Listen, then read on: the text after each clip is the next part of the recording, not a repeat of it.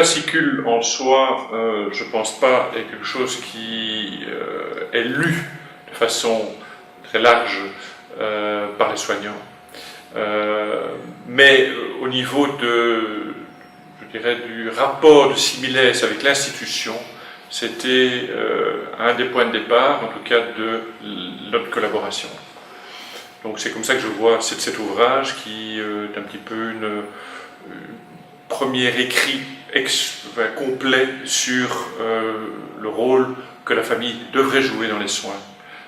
C'est la première fois qu'il y avait vraiment un écrit dans ce domaine en Belgique.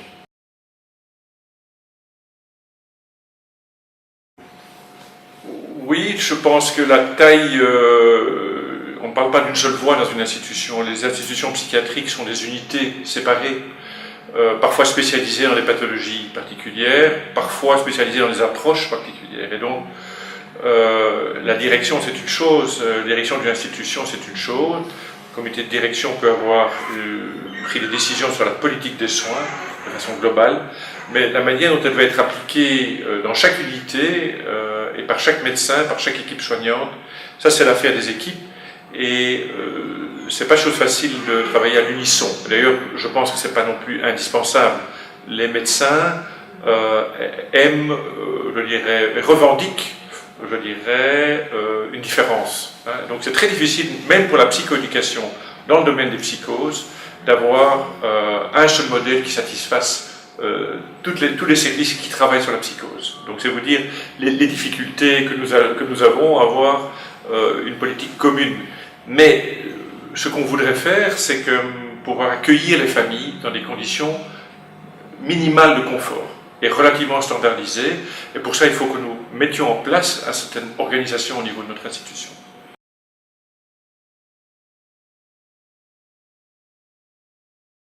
La charte, voilà, ce sont des intentions, c'est un contrat, c'est notre part du contrat. On demande aux patients d'accepter de bien vouloir se soigner, pour ceux qui viennent volontairement. Pour ceux qui ne viennent pas volontairement, on essaie de les amener à collaborer le plus rapidement aux soins.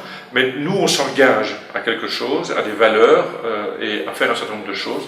L'accueil des familles en fait partie. Et donc, on va tout faire pour l'année à venir pour que ça devienne réalité au sein de chaque service.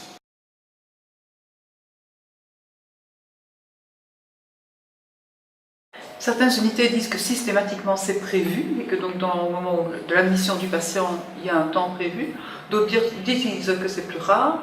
Maintenant, je pense que c'est un travail, comme on l'a dit, encore à faire vraiment pour avoir ce temps spécifique pour les familles, que ce soit au moment de l'admission ou pendant l'hospitalisation.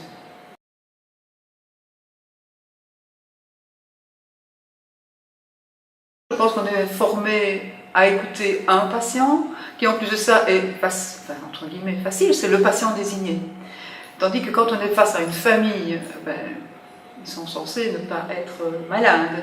Sauf toute la théorie qu'on a eue dans notre formation aussi, qui était « c'est de la faute de la famille que ». Et donc, en fait, je trouve que l'exemple qui était pris ce matin du papa qui dit « ma fille est malade parce que son compagnon la rend malade », c'est le genre de choses que le personnel ne va pas entendre, qui va balayer, alors que c'est la vue du papa et que c'est important d'entendre de dire mais tiens, qu'est-ce qui se passe dans le couple pour qu'on en arrive là. Or ça c'est le genre de choses qu'on dit oui c'est ça, c'est le père qui protège sa fille quoi, et on ne va pas entendre. Je pense qu'il y a du travail à faire au niveau formation, de l'approche des familles, que ce soit au niveau des infirmiers ou au niveau des médecins.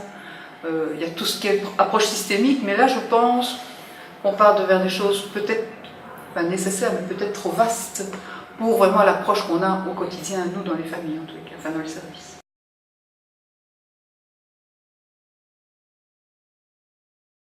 Oui, mais moi le changement que j'entends le plus, c'est au niveau politique. C'est clairement devenu une priorité pour le politique. Notre ministre de la Santé ne rate pas une occasion d'impliquer les familles dans les décisions et dans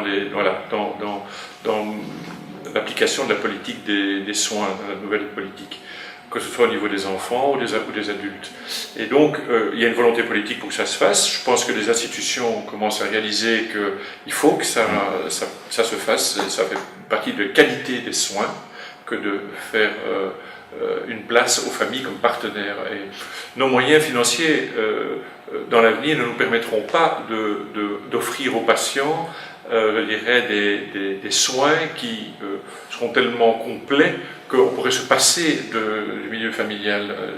C'est une utopie, ça. Hein. Donc, les familles vont devenir de plus en plus importantes dans la prise en charge au long cours de toutes les pathologies chroniques, parce que vous savez que ce soit au niveau somatique ou psychiatrique, la plupart des pathologies modernes sont des pathologies au long cours.